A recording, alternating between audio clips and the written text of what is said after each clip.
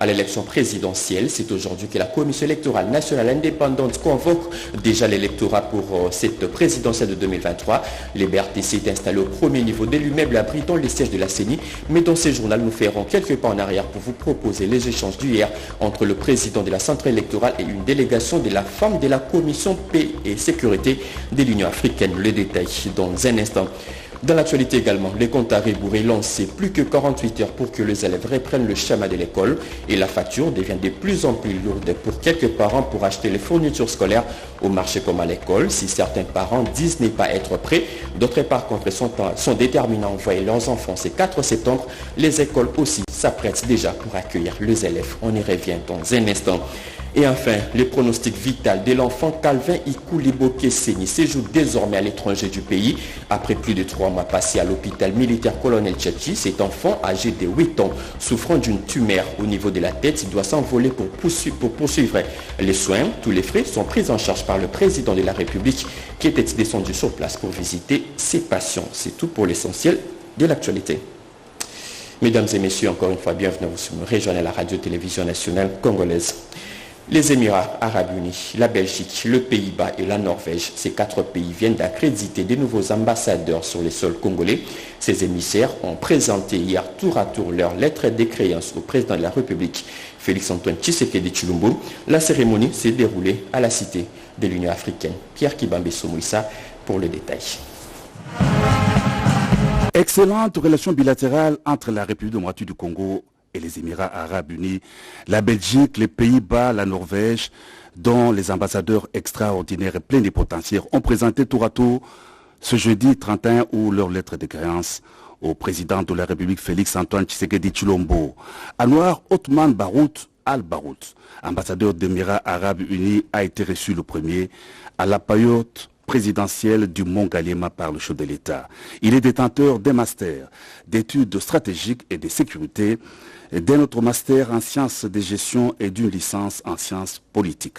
Anouar Othman Barout a été nommé à la mission permanente des Émirats arabes unis auprès des Nations unies à New York, aux États-Unis d'Amérique, et ambassadeur de son pays au Japon. Il a assumé les mêmes fonctions d'ambassadeur des Émirats arabes unis en Autriche. C'était ensuite au tour de Mme Roxane de Bilderling, ambassadeur de Belgique, de présenter ses lettres de créance au président de la République. La diplomate belge a un master en interprétation de conférences français, anglais, espagnol et un diplôme complémentaire en études européennes de l'Université de Louvain. Elle a été ambassadeur de Belgique au Japon et au Kenya avec accréditation auprès de la Somalie, l'Érythrée, les Comores, les Seychelles et Madagascar. Madame Bilderling a aussi exercé les fonctions de représentante auprès du programme des Nations Unies pour l'environnement et du programme des Nations Unies pour les établissements humains. Elle parle couramment le français, l'anglais, le néerlandais, l'espagnol et a quelques notions de swahili et de japonais. Madame Marianne van der Erden Samoura a été reçue en qualité de nouvelle ambassadeur des Pays-Bas en RDC. Elle possède une maîtrise en histoire, spécialisation histoire économique de l'université Leiden aux Pays-Bas. Entrée au ministère néerlandais des Affaires étrangères en 1998, elle a été en poste en Afrique du Sud, au Bangladesh, en Géorgie, au Thaïlande et en Tunisie. L'ambassadeur de Norvège, Molster Holt, a clôturé la série des audiences auprès du président de la République. Le diplomate norvégien a fait des études de sciences politiques, histoire et français. Il est diplômé en sciences politiques de l'université norvégienne de Bergen. L'ambassadeur Molster a été notamment conseiller principal à la direction du développement durable, premier secrétaire à l'ambassade de Norvège à Tokyo au Japon et ministre conseiller à l'ambassade de Norvège à Paris en France.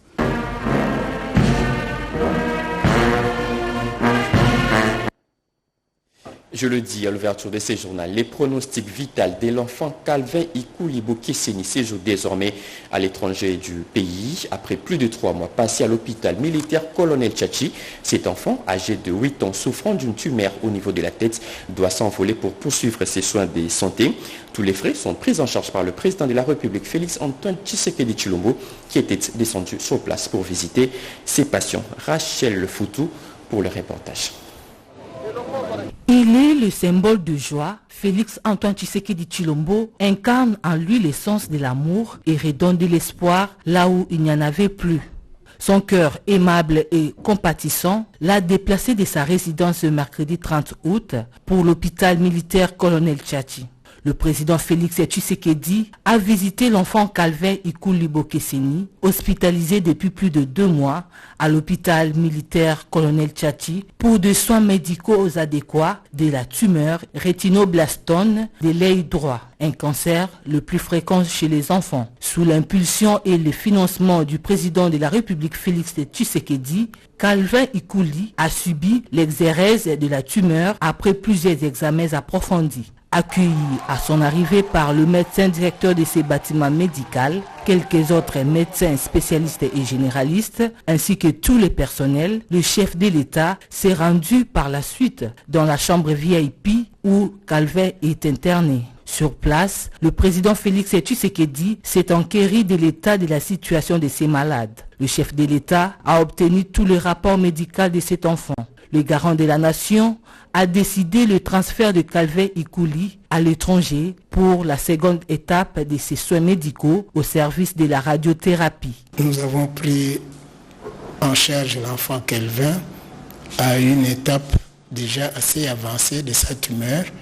Dieu soit loué, les examens produits après la chirurgie n'ont pas fait état d'un cancer.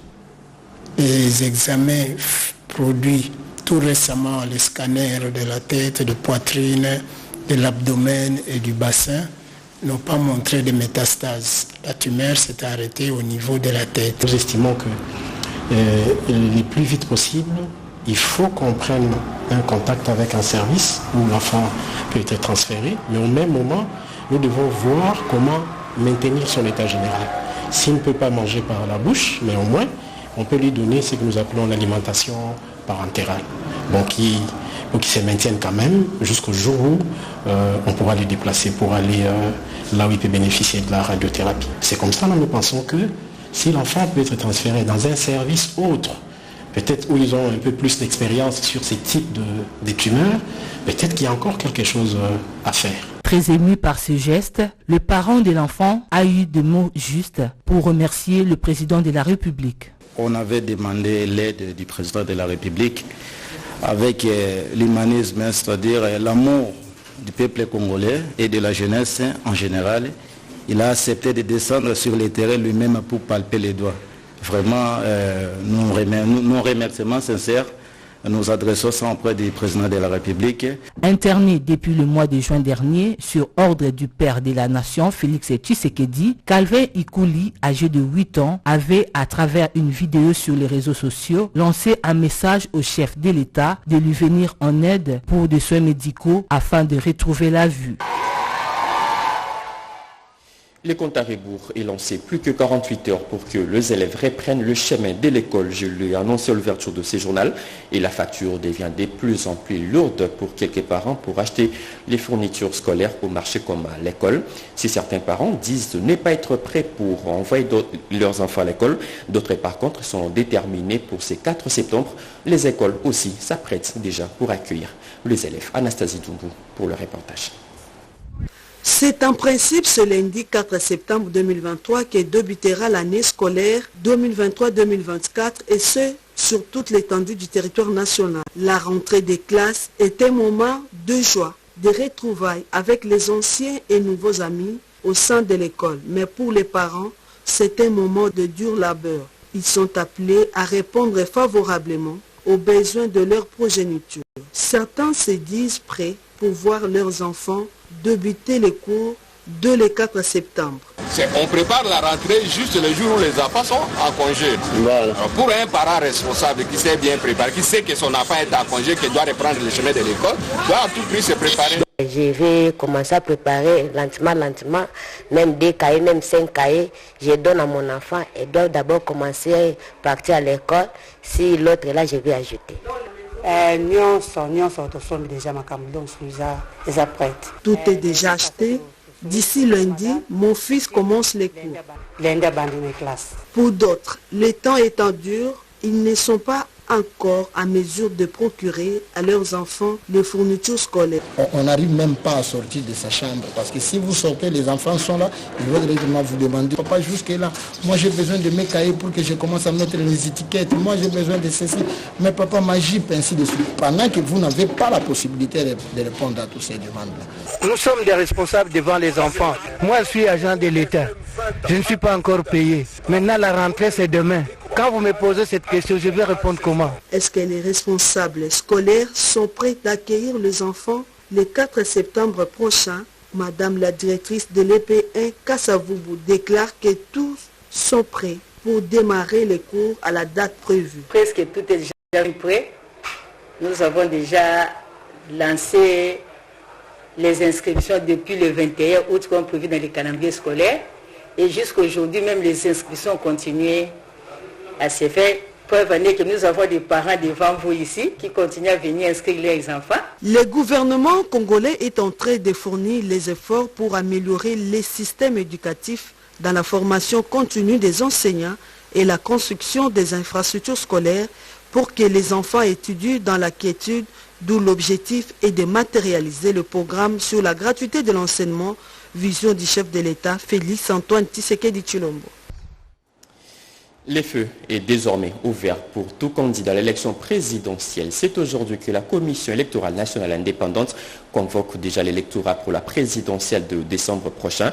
Le BRTC est installé au premier niveau de l'immeuble abritant le siège de la CENI. Mais dans cet élément que vous allez suivre tout à l'heure, nous faisons marche arrière pour vous proposer les échanges d'hier entre le président de la centrale électorale et une délégation de la femme de la Commission de paix et de sécurité de l'Union africaine.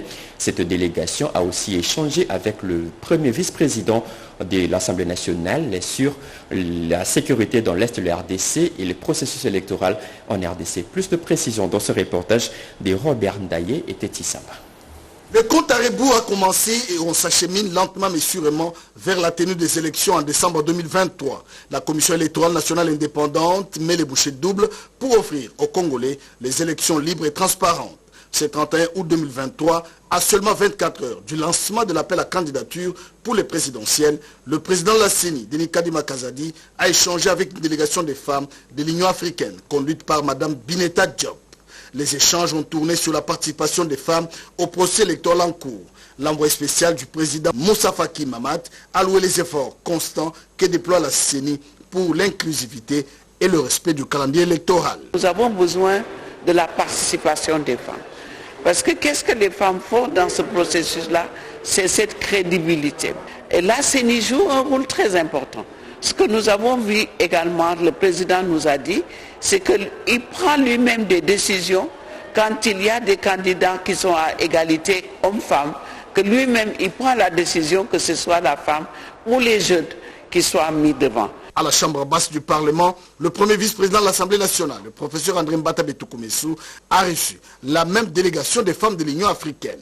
Le retour de la paix dans la partie est de la RDC a été largement commenté. Le numéro 2 de l'Assemblée nationale a fait le tour d'horizon et informé ses hôtes de la volonté du président de la République, Félix Antoine Tshisekedi Tshilombo, de ramener la paix à l'est de la République démocratique du Congo. Nous avons discuté de ces questions de paix, ces questions de la participation de la femme à la vie politique. Et d'entrée de jeu, nous avons d'abord expliqué à nos visiteurs, à nos visiteurs, la situation dans laquelle vivent les femmes et les hommes congolais, surtout à l'est de la RDC, où le pays est victime de l'agression rwandaise. Et nous avons précisé que cette situation d'agression par le Rwanda de la RDC affecte les droits des Congolais, en particulier les droits des femmes qui sont victimes de viols et qui sont victimes de toutes les violations des droits de l'homme. Madame Bineta Diop a informé le premier vice-président de l'Assemblée nationale qu'elle se rendra avec sa délégation à Goma, dans la province du Nord Kivu, pour palper du doigt les conditions de vie des femmes qui payent le lourd prix de la guerre à l'Est imposée par les terroristes du M23. Processus électoral en RDC, un nouveau programme d'accompagnement et d'encadrement vient d'être mis sur pied, une initiative de la Commission nationale des droits de l'homme. Il a été présenté hier au Premier ministre Jean-Michel Samaloukoundé par les animateurs de cette institution d'appui à la démocratie. Pati Tondouango, Julien Piana et bienvenue au Sala pour le reportage.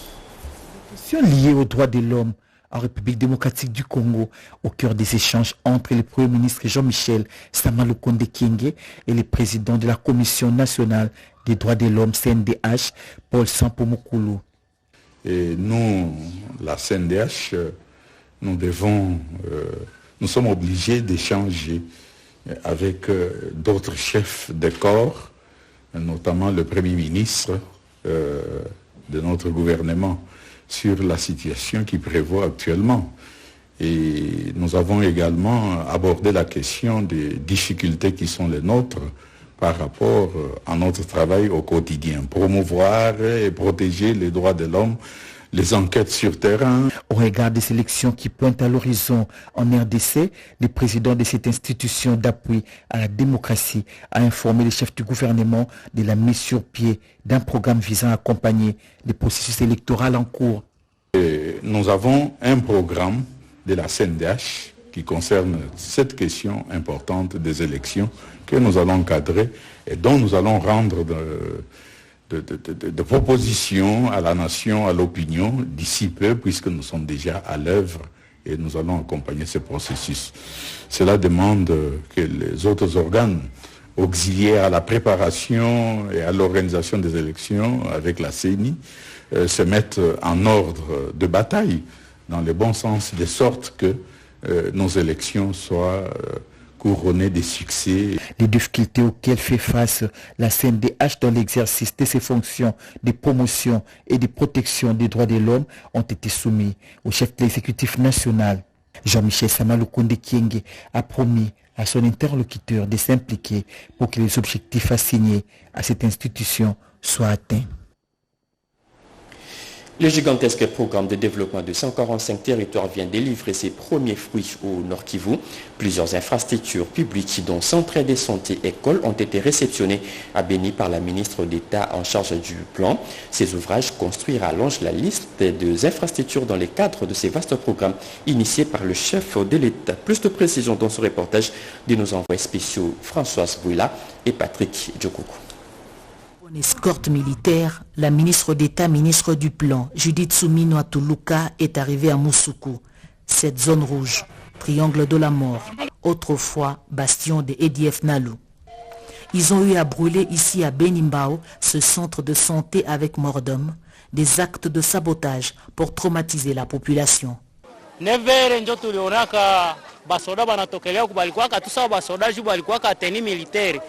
Après quelques minutes,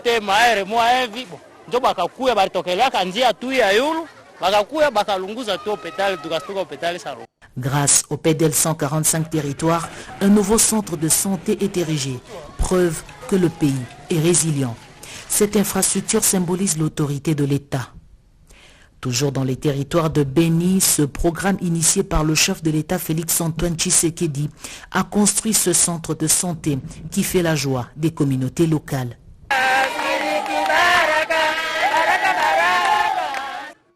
Dans la commune de Isha est construit le centre de santé Pakanza. Le personnel est très ému. Nous sommes satisfaits. Nous remercions grandement le président de la République. Un bâtiment qui est construit au standard international des centres de santé et qui permettra à la population d'être soignée dans de bonnes conditions. Coupure du ruban, visite du bâtiment, la patronne du plan recommande le bon usage de cet édifice public. Ces ouvrages viennent corriger les disparités sociales entre milieux ruraux et urbains dans un contexte marqué par l'insécurité au Nord Kivu, province sous état de siège, a précisé Judith Souminoa après avoir visité cette école primaire Kitoo. Je suis venue pour vraiment apporter ce message de paix de la part du président de la République, Félix-Antoine Tshisekedi Tshilombo. Et il a voulu mettre ce centre pour la population, pour montrer comment il vous tient à cœur et comment votre situation ici, il veut vraiment qu'on arrive à avoir la paix. Le territoire de Béni compte plus d'1 million d'habitants et 5 communes rurales. Le PEDEL 145 territoires est supervisé par le BCECO. Le stratégie s'est multipliée pour rendre les femmes compétitives en RDC. Pour ce faire, la ministre du Genre vient de lancer 2 sessions de formation. L'une pour renforcer les capacités des candidates aux élections de 2023 et l'autre axé sur les coachings de femmes. Yvette Makuntima et Eric Djoké nous en disent long. Elle incarne la politique du gouvernement dans la promotion et protection des droits de la femme. La ministre du Genre, Enfants et Famille, Mireille Massangou Bibi Mouloko, a pris une part active dans 2 activités sur la promotion de la femme. Tout d'abord, la cérémonie de la session des renforcements des capacités de femmes candidates aux élections de 2023. Une activité placée sous les thèmes « Une initiative de fonds pour les femmes congolaises » avec l'appui technique et financier de Friedrich Ebert Stiftung à l'intention de femmes candidates à la députation nationale et qui s'est déroulée en présence de femmes leaders de la société civile et le partenaire du gouvernement. Dans son adresse, la patronne du genre a souligné en gras les avancées majeures enregistrées dans la participation politique de la femme sous l'ère Félix Tshisekedi à l'image de 28% du quota femmes au sein du gouvernement ainsi que les réformes pertinentes en matière électorale. Au-delà de la volonté politique manifeste du président de la République et chef de l'État, à qui je rends les hommages les plus déférents pour la suppression des cautions pour les partis politiques qui auront à aligner au moins 50% des femmes. Au Forum Groupe International Coach en Scène, Femmes Spéciales, le rendez-vous annuel de femmes professionnelles, leaders et managers d'Afrique et de la diaspora, Mireille Massangou Bibi Mouloko a insisté sur la réduction des inégalités entre hommes et femmes, ainsi que la promotion de l'investissement féminin en vue de permettre une croissance inclusive en RDC. Pour ces forums de Kinshasa, les délégations sont venues des 3 pays dont l'Afrique du Sud, la République du Congo et la République démocratique du Congo. La séance de prise de photos pour immortaliser l'instant et la visite de produits exposés par les femmes entrepreneurs ont clôturé cette journée sous une bonne ambiance. Lutte contre l'insécurité alimentaire en RDC, le programme alimentaire mondial et le réserve stratégique général désormais bras dessus, bras dessous pour faire de la RDC un grenier mondial. Les 2 parties ont signé un protocole d'accord pour acheminer ensemble une cérémonie présidée par un des directeurs de cabinet adjoint du chef de l'État, comme nous dit Alain Bikaï.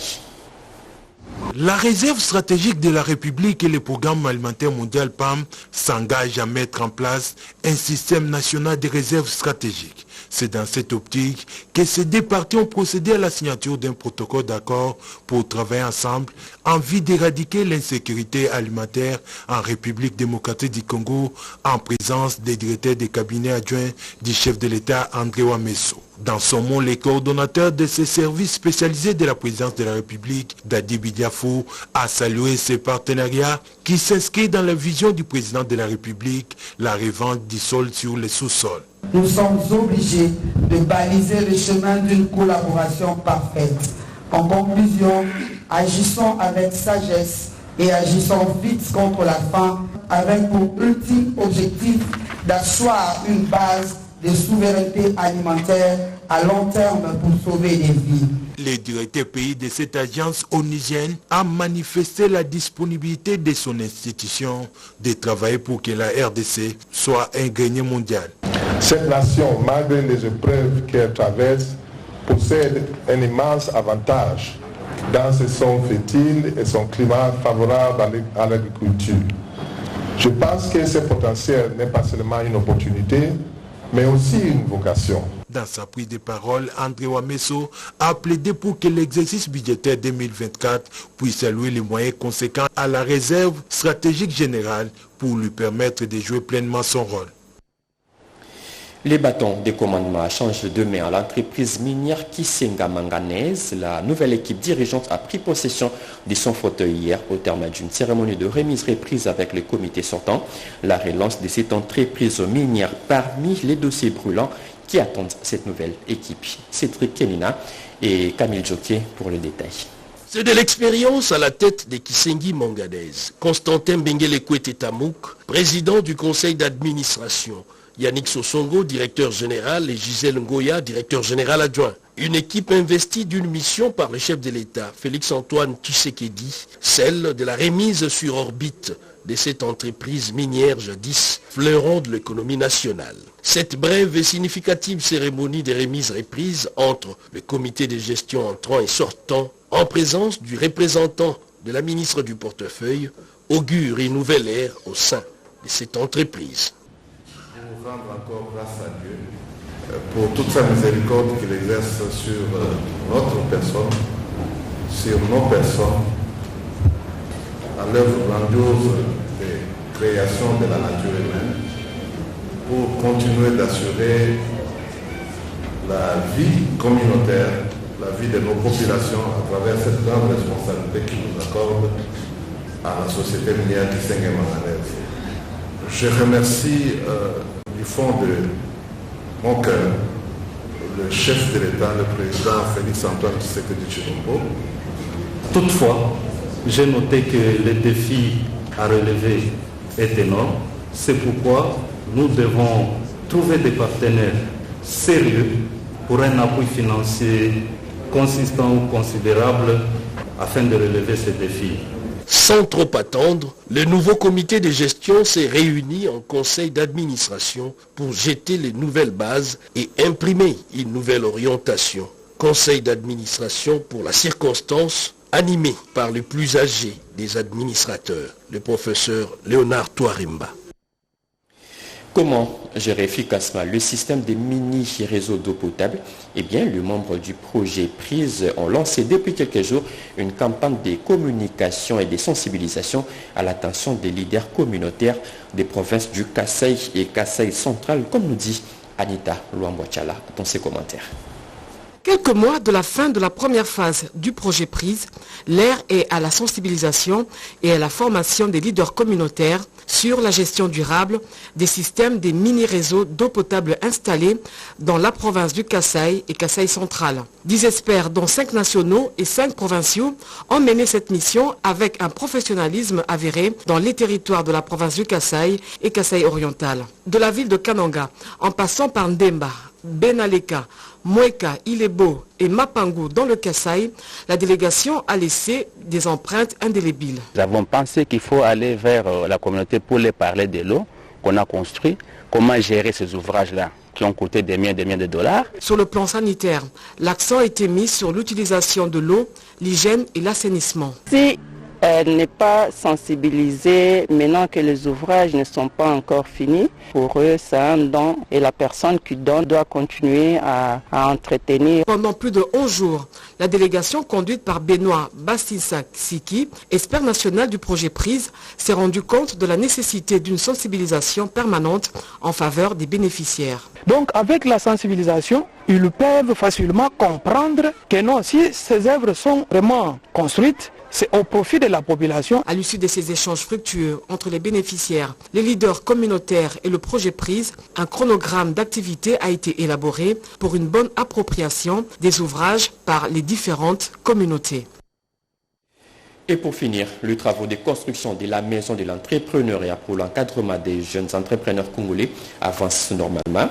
Constat fait par la nouvelle équipe dirigeante de l'ANADEC, Agence nationale pour le développement de l'entrepreneuriat congolais, qui était sur le chantier juste après avoir tenu sa première réunion du conseil d'administration. Mireille Ndeke et Pompo Oumba étaient sur place.